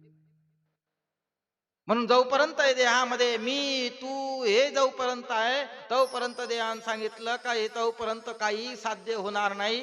हे मी तू पण गेले पाहिजे. मी तू पण जाऊ दे दुरी. हे जोपर्यंत मी तू पण जाणार नाही तोपर्यंत काही साध्य होणार नाही. आणि हे मी तू पण जरूर गेलं पाहिजे. पहा चित्तातले शास्त्रांनी सांगितलेलं एक वर्णन केलेलं आहे शास्त्रामध्ये का शरीर अवस्था बदलते शरीराच्या, मनाची अवस्था बदलत नाही बदलत. शरीराच्या अवस्था बदलते. दोन सांगितलेल्या अवस्था. शरीराची अवस्था बदलत असताना बालपण आहे, जन्म झाला बालपण आहे, तारुण्यात आला तारुण्यात वृद्ध झाला. कुठं आपल्याला फारम भरायची गरज नाही. नाही का? नाही बा आता मी बाल झालो, कुठं ग्रामपंचायत मध्ये फारम भरा मग तुम्ही तरुण होसान, अशी काही त्याची आवश्यकता नाही आहे. नाही का? त्याच्यासाठी दुसरं काही कसरतही करायची गरज नाही. नाही हो मी का हो तुम्ही आजोबा तुम्ही एवढे म्हातारे झाले मग तुम्ही का खूप काहीतरी काही केलं का तुम्ही? नाही काहीच नाही बा, ते सहज म्हातारपण आलं. म्हणजे अवस्था आहे शरीराच्या ह्या नैसर्गिकरित्या बदलते. नैसर्गिकरित्या शरीराच्या अवस्था नैसर्गिकरित्या बदलते. मनाच्या अवस्था नैसर्गिकरित्या नाही बदलत. मनाच्या अवस्था हा नैसर्गिकरित्या नाही बदलत. मनाच्या अवस्था चिंतनानं बदलते, नामस्मरणानं बदलते. मनाची अवस्था, मनाची अवस्था बद्ध आणि मुक्त दोन अवस्था सांगितलेल्या आहे काही शास्त्रात. एक बद्ध अवस्था. बद्ध म्हणजे कोणता? मायेतला जीव आहे. त्याला मितूपणा या विषयावर आपण चिंतन करता. म्हणजे मायेतला जीव आहे हा बद्ध आहे. आणि एक मुक्त अवस्था. जोपर्यंत हे माझा आहे, मी केलेला आहे, माझा आहे, मी आहे, तू आहे, हे जोपर्यंत आहे तोपर्यंत हा जीव कसा आहे? बद्ध आहे, बद्ध आहे. आणि ज्या दिवशी हे मी तू पण हे ज्या दिवशी आपल्यामध्ये गेला त्यावेळेस मुक्त अवस्था झाली त्याची, मुक्त अवस्था. तिथं मी आणि तू पणाच राहिला नाही, तिथं केवळ आपलंस झालं सर्व. आपण आपलंस ज्यावेळेस झालं त्यावेळेस तो मुक्त अवस्था झाली. मुक्त अवस्था हे सहज नाही हो, सहज. महाराजांनी सांगितलं, वयाच्या प्रबोधे विचार जानाई, समान तो देई बालकासी. महाराजांनी वर्णन केलं का ज्याच्या वेळेस जर त्याच्या जीवनामध्ये वयानुसार जर अवस्था बदलल्या नाही, विचार बदलले नाही, तर त्याच्यात आणि बालकात काही फरक नाही, काहीच फरक नाही, काहीच फरक नाही. त्यांनी सांगितलं का त्याच्या अवस्था बदलण्यासाठी त्याला चिंतन करा लागणार आहे, प्रखर साधना करा लागणार आहे. त्यावेळेस त्या मनाच्या अवस्था बदलते. आणि मनाची अवस्था एक वेळा बदलली, पहा, नरकाले कारणीभूत मनच आहे आणि मोक्षाले कारणीभूत मन आहे. मन आहे, मन. मनानं जर ठरवलं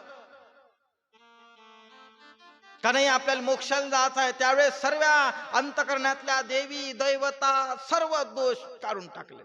आणि मनानं ठरवलं नाही बा हे याच्याशिवाय निभतच नाही आपल्याला, जरी आपण बीज मंत्र घेतला असन पण हे आपल्याला करावंच लागते, चला तिकडे नरकाकडे, आहे का नाही.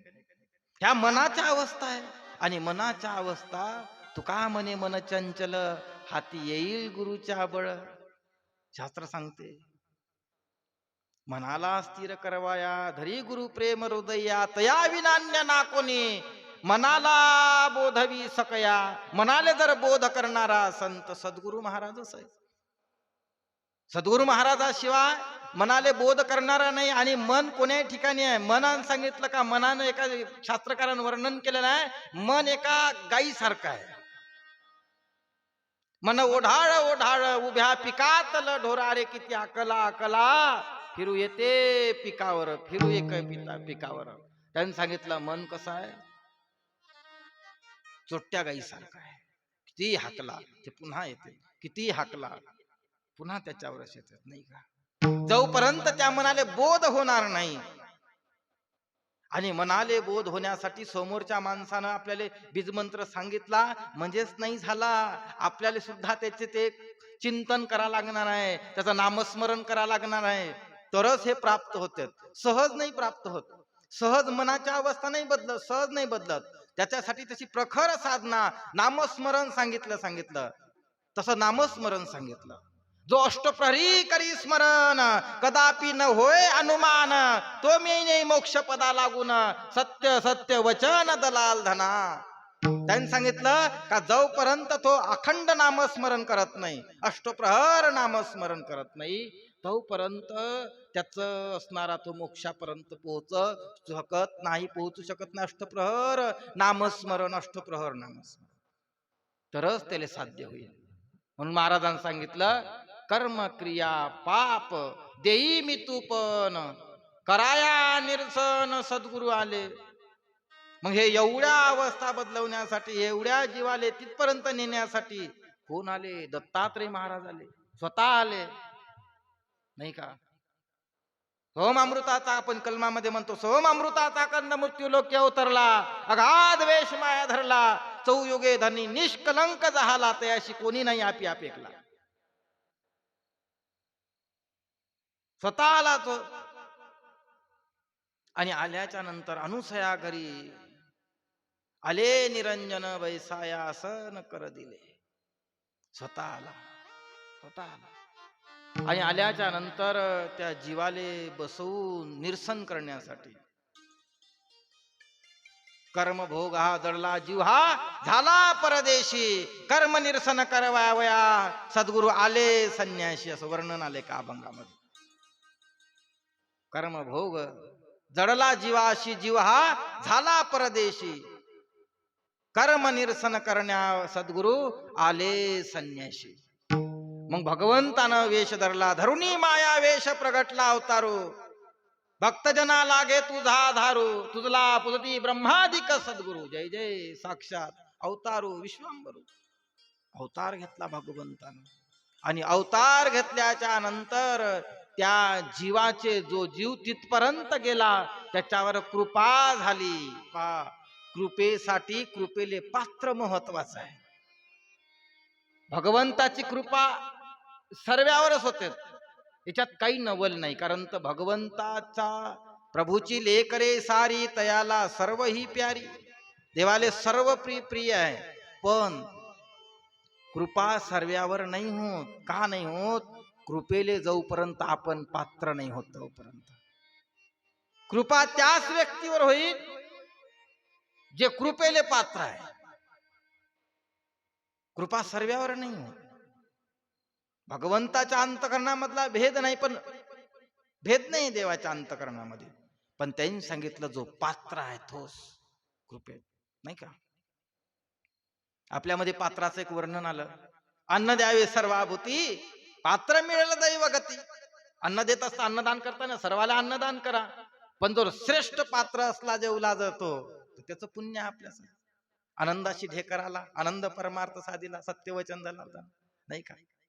तो त्याचा पात्र भेटला. तशासारखा भगवंताची कृपा आणि कृपेले पात्र जर असलं तर भगवंताची कृपा त्याच्यावर होते. म्हणून अशा प्रकारे दत्त महाराज स्वतः आले कर्म निरसन करण्या, आणि तो निरसन करण्यासाठी भगवंत आले, गुरु महाराज आले, दत्त महाराज आले, आणि आल्याच्या नंतर त्या जीवाले ज्ञान दिलं, आणि ज्ञान दिल्याच्या नंतर तो जीव असणारा त्या पदापर्यंत पोहोचला, त्याच्यावर कृपा झाली. म्हणून महाराजांनी वर्णन क्रिया कर्म क्रिया पाप देही मी तू पण कराया निरसन सद्गुरु आले. आणि त्यावेळेस त्या जीवाले गेल्याच्या नंतर त्यांनी सांगितलं, संसारातला जरी जीव असला, पापी जीव जरी असला, किती पाप्यातला पापी जरी असला, पण त्याची जर कृपा झाली तर त्यावेळेस त्याने सांगितलं क्षणात निघून जाते, क्षणात. भक्ती करता आनंदाची पापे जळतील नरजन्माची, आनंदाची माळ जपाना घ्याना गुरुचे नाम घ्याना. एवढं वर्णन शास्त्रानं केलेलं आहे, एवढं वर्णन केलेलं आहे, नाही का?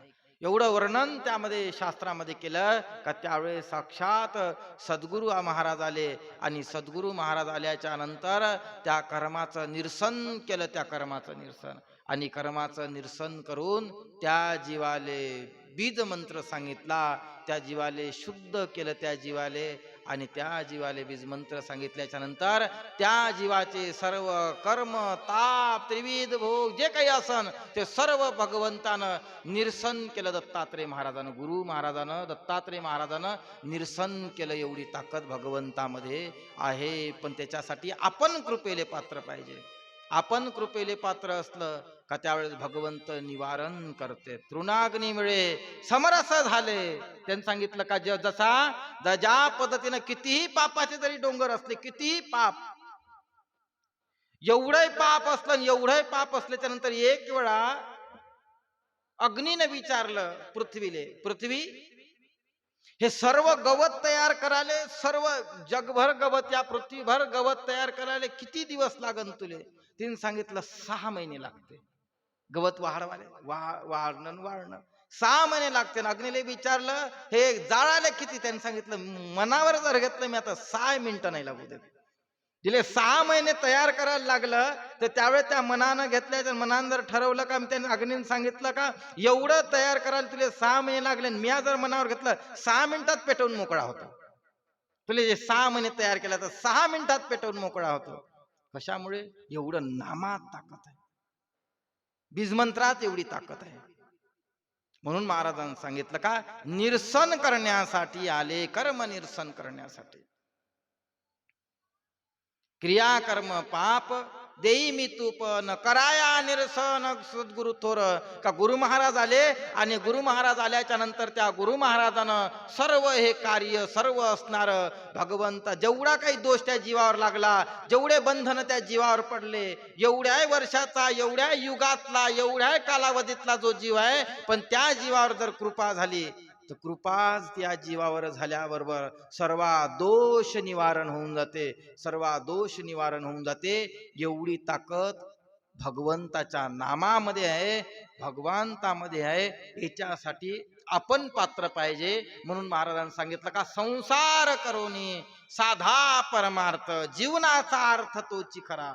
जीवनाचा तो अर्थ त्या दिवशी खरा झाला ज्या दिवशी आपण संसारात असून परमेश्वराचं भजन, परमेश्वराचं चिंतन, त्याच आवड हे जोपर्यंत आपण करत आहोत, आपण चालू आहे, त्यावेळेस परमार्थाची आवड निर्माण झाली. भगवंतानं कितीही दोष, कितीही पाप काही असू द्या, त्यावेळेस भगवंत निरसन करते.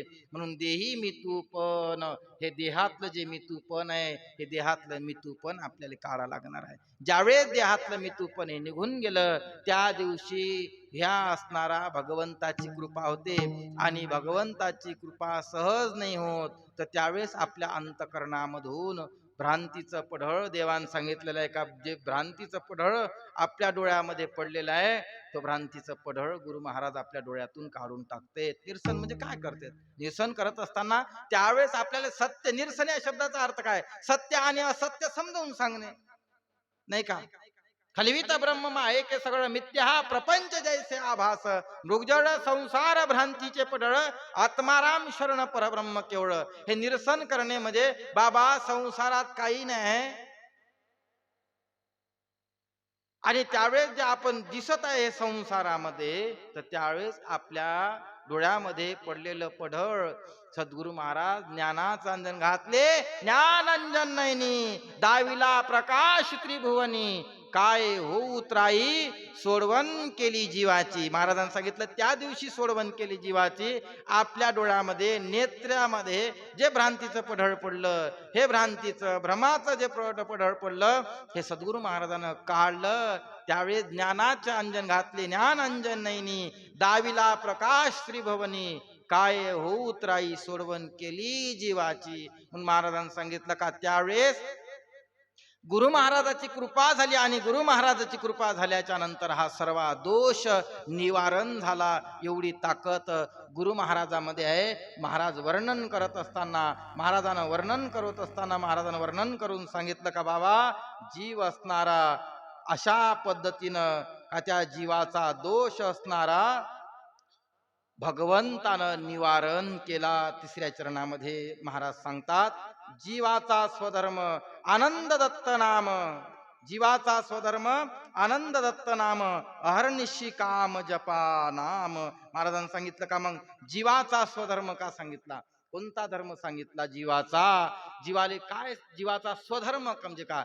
स्वधर्म महाराजांनी वर्णन करत असताना सांगितलं, स्वधर्माचे लक्षण सांगितले जीवाचे.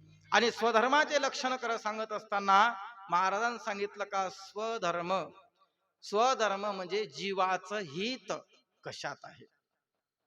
महाराजांनी सांगितलं का जीवाचं हित भगवंत आलिया जन्माशी करावे स्वहित, मना आनंद दत्त वेळोवेळा.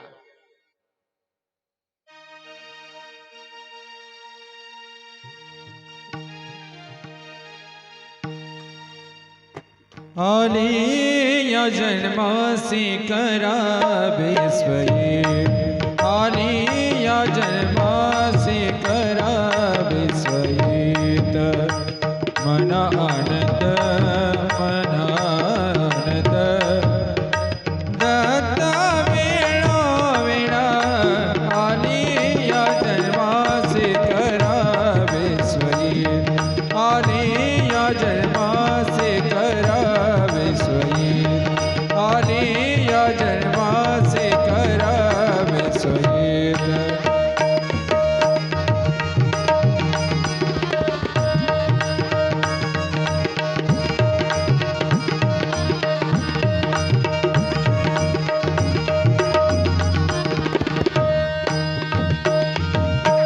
चौऱ्याचे हिंडता श्रम बहु झाले, चौऱ्याचे हिंडता श्रम बहु झाले, आनंद विसरले,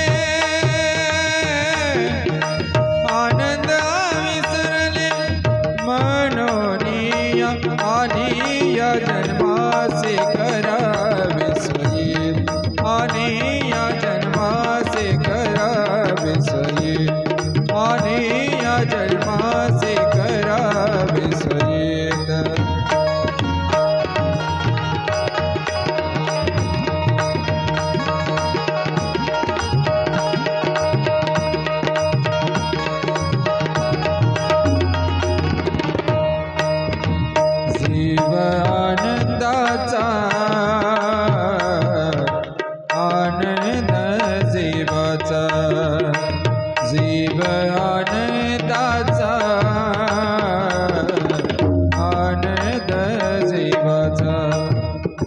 समन मुळीचा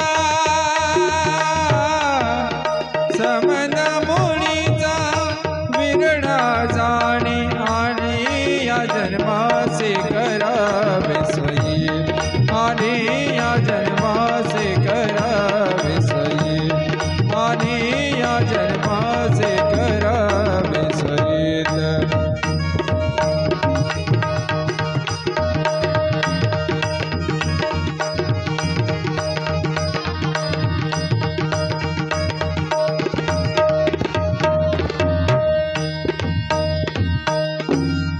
महाराजांनी वर्णन केलं तिसऱ्या चरणामध्ये, जीवाचा स्वधर्म आनंद दत्त नाम. महाराजांनी सांगितलं का जीवाचा जो स्वधर्म, धर्म आणि स्वधर्म वेगळा, धर्म आणि स्वधर्म.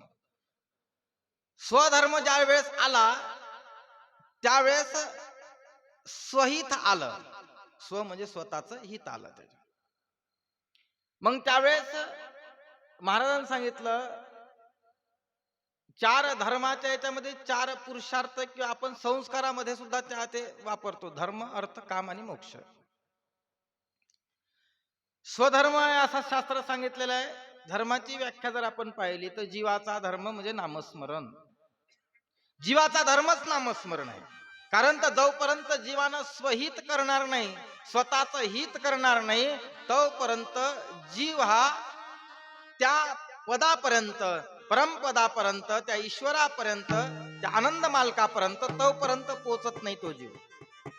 मग जीवाचा स्वधर्म आनंद दत्त नाम, अहर्निशी काम जपा नाम. तिसऱ्या चरणात सांगत असताना महाराजांनी सांगितलं जीवाचा स्वधर्म. स्वधर्म म्हणजे काय? मोक्ष पदाचा दाता तो भजावा सवळता, लागाव आनंद पंता, हा जीवाचा धर्म. जो मोक्षाधिकारी जाना, जो भजे आनंद राणा, अरे नामावरी जयाची वासना तो जीवाची मुच्छते. देवाने सांगितलं का स्वधर्म कोणता? जोपर्यंत आपण त्याचं नामस्मरण करणार नाही तोपर्यंत तो जीवाचा धर्म, जोपर्यंत तो धर्म स्वीकारणार नाही. धर्म कोणता? तर फक्त नामस्मरण. जीवाचा धर्म कोणता आहे? जीवाचा धर्म आहे नामस्मरण. नामस्मरण जीवाचा धर्म. शास्त्रानं वर्णन केलेलं आहे का फक्त जीवाचं काय कार्य आहे? फक्त नामस्मरण आहे. नामस्मरण. नामस्मरणाच्या पलीकडे जीवाचा कोणताही धर्म नाही, नामस्मरणच आहे. पण जीवानं हा धर्म सोडून दिला. संगत लागली, अविद्येची मायेची संगत लागली, त्याच्यामुळे जीवानं नामस्मरणाचा सोडून दिला. पहा, एक खलविदातलं उदाहरण आहे. खलविदातलं म्हणण्यापेक्षा राष्ट्रसंत तुकडोजी महाराजाचं एक प्रमाण आहे. अपने आत्म के चिंतन में हरदम जागृत रहना है, ओहम सोहम श्वास से अपने अंतर दृष्टीनी रखना है. मग आणि वाटते चिंतन झालं या विषयावर ताईचं. का झोपता असताना नामस्मरण, बीज मंत्राचं स्मरण न करता सोहम शब्दाचं स्मरण करावं. म्हणून महाराजांनी सांगितलं का स्वतःचं हित कुठं, स्वधर्म कधी? ज्यावेळेस आनंदाचं स्मरण ज्यावेळेस करण, हिताचं स्मरण ज्यावेळेस जीव करण, त्या दिवशी जीवाचं स्वहित होईल. त्यावेळेस जीवाचं स्वहित होईल. जीवाचा स्वधर्म आनंद दत्त नाम. म्हणून महाराजांना वर्णन करत असताना सांगितलं का आनंद दत्त नाम. महाराजांनी सांगितलं का? हे सांगितलं जीवाचा स्वधर्म, जीवाचं स्वहित कशात आहे? तो आनंद दत्त नाम. असं सांगितलं काय? आनंद दत्त नामामध्येच जीवाचं स्वहित आहे. आणि खरंच आहे. काय आनंदातच काय? मग दुसऱ्या याच्यात का नाही बा? का आनंदात आहे? शास्त्रानं वर्णन केलं का जीव कोणाचा आहे? जीव हा कोणाचा आहे नसून जीव आनंदाचा आहे. आनंदाचा जीव. जीवा आनंदाचा, आनंद जीवाचा, संबंध मुळीचा विरळा जाणे. त्यांनी सांगितलं का ज्यावेळेस जीव कोणाचा आहे? आनंदापासून आहे. जीव हा आनंदाचा आहे, आनंद जीवाचा आहे.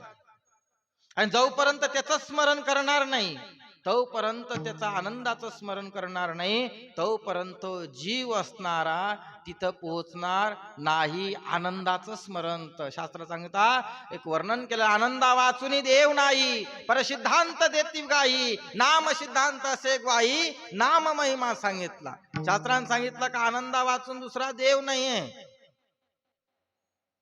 कारण तर आनंद हा सर्वादेव, हा म्हणजे अनादी, न म्हणजे निर्गुण, द म्हणजे देणारा, दया करणारा, असा तो भगवंत आहे. निर्गुण निराकार ज्याचं स्वरूप आहे,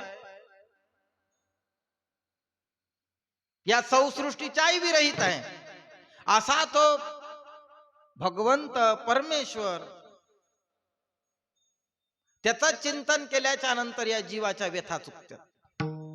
जीवाचा तो स्वधर्म आहे, जोपर्यंत त्याचं चिंतन करणार नाही तोपर्यंत जीवाचं हित होणार नाही, जीव त्यापर्यंत ईश्वरापर्यंत पोहोचणार नाही. जोपर्यंत तो आनंदाचं चिंतन करणार नाही तोपर्यंत आनंदाचं चिंतन. म्हणून शास्त्रानं वर्णन केलं आहे का आनंद त्याच्यापेक्षा जगात दुसरं काही नाही. भगवंतानं वर्णन केलं काय, आनंदा वाचून दुसरा देवच नाही. आनंद हा मुख्य आहे आणि आनंदापासून बाकीच्याची उत्पत्ती झालेली आहे. आनंद हा मूळ आहे, मूळ. आणि जोपर्यंत तो मुळाचं चिंतन करणार नाही, मुळापर्यंत पोहोचणार नाही, तोपर्यंत या जीवाले सुख सापडणार नाही, चिंतन सुख सापडणार नाही, तिथपर्यंत पोहोचणार नाही. त्या मुळापर्यंत जा लागते, वरवर जमत नाही, त्या मुळापर्यंत जा लागते. सहज एक गोष्ट लक्षात घ्या, आपल्याला सहज एखादी बिमारी झाली, सहज बिमारी, आणि सहज बिमारी झाल्याच्या नंतर आपण साधारण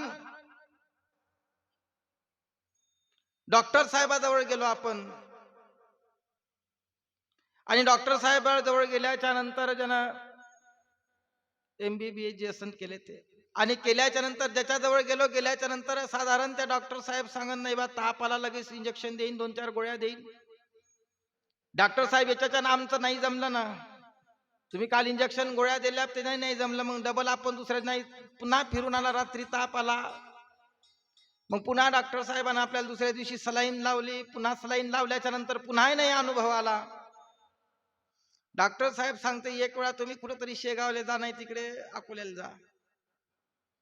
आणि त्यावेळेस अकोल्याला जा म्हणल्याच्या नंतर ज्यावेळेस आपण त्या डॉक्टर जवळ गेलो, मोठ्या डॉक्टर जवळ गेल्या तो सांगते डॉक्टर साहेब का हो, का झालं?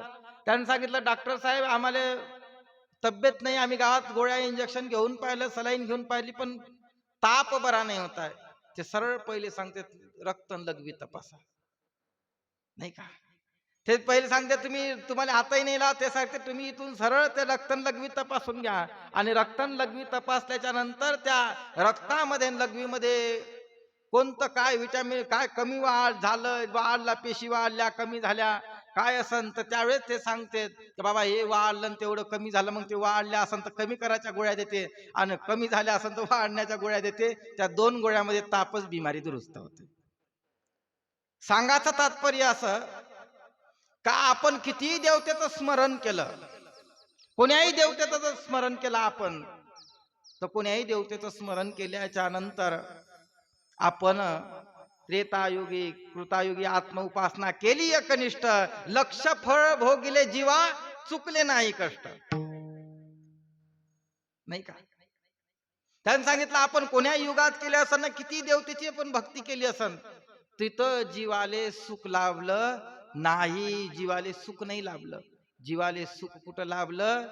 ज्या ठिकाणी ज्या मालकाचं चिंतन आपण केलं, त्याचं नामस्मरण केलं, तो आनंद ज्या दिवशी आपल्याला सापडला, मूळ आपल्याला सापडलं, त्या दिवशी आपली बिमारी गेली, त्या दिवशी आपण त्या आनंद मालकापर्यंत पोहोचू. त्यावेळेस आनंद मालका, तोपर्यंत त्या मालका जवळ आपण पोहोचणार नाही. त्याचं दुसरं जरी उदाहरण सांगतो, म्हणून आपलं एखादं लेकरू जर हरपलं कळंब्यामध्ये हरपलं लेकरू, अकोल्यामध्ये गेल्याच्या नंतर त्याला विचारलं बाबा तू कोण्या गावचा, नाही तो त्या गावाच्या एरियातले गावातले नाव सांगत आहे, नाही का?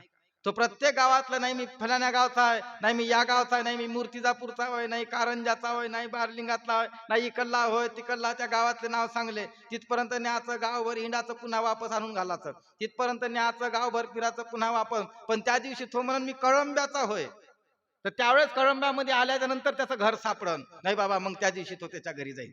इथपर्यंत किती जरी फिरला तो, तर तिकडे त्याला सापडणार नाही. म्हणून जीवाचा स्वधर्म कोणता आहे? आनंद दत्त नाम. स्वधर्म म्हणजे त्या दिवशी त्यानं म्हणन का नाही बा मी कळंब्याचा होय, मा इथं घर आहे, तर त्यावेळेस त्यानं खरा पता सांगितल्याच्या नंतर त्याला खरंच त्या गावात आणून सोडन. पण आपलं तसं नाही. आपलं लेकरू चुकलं कुठं आपण नाव घेतो कोणाचं, नाही का? जीव कोणाचा होय, नाव घेणं कोणाचं चालू आहे, चाललो कुठं, गाव कुठं, नाही का? अवघड झाला ना हा विषय.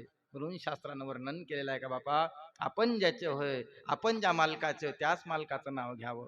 आणि त्या मालकाचं नाव घेतल्याच्या नंतर या जीवाले सुख प्राप्त होईल. तो जीव तिथपर्यंत जाईल. त्याचं जोपर्यंत आपण नाव घेणार नाही तोपर्यंत आपण तिथपर्यंत पोहोचणार नाही. तिथपर्यंत पोहोचासाठी त्या मालकाचंच नाव घ्यावं लागतात. शास्त्रानं वर्णन केलं आहे का नाही का? जीवाचा स्वधर्म आनंद दत्त नाम. अहर्निशी काम जपा नाम. मग अहर्निशी कोणतं काम आहे? फक्त नामस्मरण करा. मग नामस्मरण करत असताना नाही हो, मग माळच घेऊन बसा लागते का दिवसभर? नाही मठातच बसा लागते का? बाकीचे कामं नाही का? तसं नाही. शास्त्रानं असं वर्णनच केलं नाही, कुठंच नाही. सर्व संसारातलं कामं सोडून द्या आणि माळ घेऊन बसा असं वर्णन नाही. त्यानं सांगितलं का तू दळीता, कांडिता, अंगण झाडीता, लोटीता, अरे कोणतंही कार्य करत असताना भगवंताचं नाव घ्यावं. काही काही जणांचा असा प्रश्न, आम्ही आंघोळ नाही केली. अरे बाबा, देवाचं नावच पवित्र आहे ना. त्याला पवित्र नाव असताना तिथं आंघोळीची गरज नाही, काही नाही काही. म्हणून गोड सर्व भावे न लगे अंग धुवावे तोंड धुवावे, अर्थ चार जीवे न भ्यावे लागे संसारा. शास्त्र सांगते का बाबा त्याचं नाव एवढं गोड आणि पवित्र आहे का त्यावेळेस तुम्ही कसंही घ्या, कोण्याही रूपात घ्या, तुम्हाला काही त्याचा बाधा होणार नाही. कसंही घ्या ना. बरेचशा वेळेस प्रश्न असेच प्रश्न पडतात काही काही वेळ, नाही आम्ही आंघोळच नाही केली, आम्ही फलानच झालं नाही, भिस्तानच झालं नाही. अरे बापा, त्याचं काही गरज नाही. त्याचं पवित्र नाव आहे ना, पवित्र करायला काही प्रश्न नाही त्याचा, नाही का? असं आपण म्हणाव का तिथं इस्तू पेटवला आणि सारा कचरा तसाच राहिला, इस्तू पेटून शांत झाला. अरे बाबा, तिथं इस्तू झाला म्हणजे कचरा गेलास, तो पवित्र आहे ना. तुला अग्नी मिळे. त्यानं सांगितलं पवित्र आहे ते, तुला नाही आंघोळ केली तरी ते नाव पवित्र आहे, नाही का? म्हणून महाराजांनी सांगितलं का जीवाचा स्वधर्म आनंद दत्त नाम. अहर्निशी काम जपा नाम. का अखंड नामस्मरणात राहा. नामस्मरणा व्यतिरिक्त राहू नका. क्षण आपला आयुष्यातला गमवू नका. कारण तर हे पुन्हा आपल्या आयुष्यात येणे नाही, येणेच नाही, पुन्हा येणे नाही. हे सर्व गोष्टी पुन्हा भेटन. पुनर्विताम पुनर्मित्राम पुनर्भार्या पुनर्मही येत सर्व पुनर्लभ्यम न शरीरम. पुन्हा पुन्हा वर्णन केलेलं आहे. ह्या सर्व गोष्टी पुन्हा प्राप्त होईल, पुन्हा प्राप्त होईल, पुन्हा प्राप्त होईल. पण शरीर पुन्हा प्राप्त होणार नाही. ते एकच वेळा आपण या ठिकाणी आलो. या ठिकाणी आल्याच्या नंतर हे नरदेह प्राप्त झाला. अनंत जन्मातून ह्या पुण्याईनं नरदेह प्राप्त झाला. आणि प्राप्त झाल्याच्या नंतर त्याच्यातही अनंत जन्माची पुण्याई आपण या महाराष्ट्रात आलो. महाराष्ट्रातही पुण्यवान आलो आपण. माहूरच्या सानिध्यामध्ये, साधू संतांच्या सानिध्यामध्ये, आनंद संप्रदायाच्या सानिध्यामध्ये आपण या ठिकाणी आलो. म्हणजे महापुण्यवान. शास्त्रानं सांगितलं, शास्त्रानं सांगितलं महापुण्यवान कोणाला म्हणा? जो भगवंताचं नामस्मरण करत असेल. भाग्यवान का नाव म्हणावं? भाग्यवंत मनोदया अवघी देवावरी माया. कोणाला म्हणाव का? जो सदैव त्या भगवंताच्या चिंतनात, भगवंताच्या नामस्मरणात, नाही का? या ठिकाणी प्रवचनाला आला तो 20 किलोच्या गादीवर एशी मध्ये जर झोपून असन तो भाग्यवान नाही. तो इथं गरमी जरी होत असन तरी आपला काही टावेल आणून रुमालीनं घाम पुसत असन तरी तो भाग्यवान आहे. तो एशीत झोपलेला 20 किलोच्या गादीवरचा भाग्यवान नाही. कारण तो अज्ञान जीव आहे. अज्ञान जीव हा कधीही भाग्यवान नाही, नाही का? बोकड्याची वरात काढली चैत्र महिन्यात आमच्या भागात आता वराती निघतो. आमचा भाग ते माहिती आहे तुम्हाला सर्व. निरंजन माहूर आम्ही सारखेच. निरंजन माहूरचं गाव आणि आमचं गाव सारखं, म्हणजे आमचा एरिया तो सारखा. आता आम्ही इथं उल्लेख नाही करतो, युट्यूब चॅनल चालू आहे, जाते व्हायरल होते गोष्टी. तसा सारखा विषय आहे तो. तर ते सारखंच आहेत. बोकड्याची वरात कालीन, बोकड्याला आनंद झाला. पाय म्हणले का माय सारे लोक पाया लागतात पूजा करतात. आम्ही पण तुला कापते ना का आता नेऊन नंबर नंबर आहे ना आता, हे पूजा करत असन, पाया लागत असन तर काही नाही, तुझा वरा तरी कानी तुझा नंबर आहे आता. म्हणजे तसा भ्रम आहे आपला, तो अज्ञानातला भ्रम आहे. हे जाऊ देत, एवढ्या गर्मीमध्ये बसते का तिथं, घरूनच तर ऐकू येते. वेळेला का बोकडे आहे तू, काही कामाचं नाही का, तो काही कामाचं नाही, तो इथं कामाचा आहे.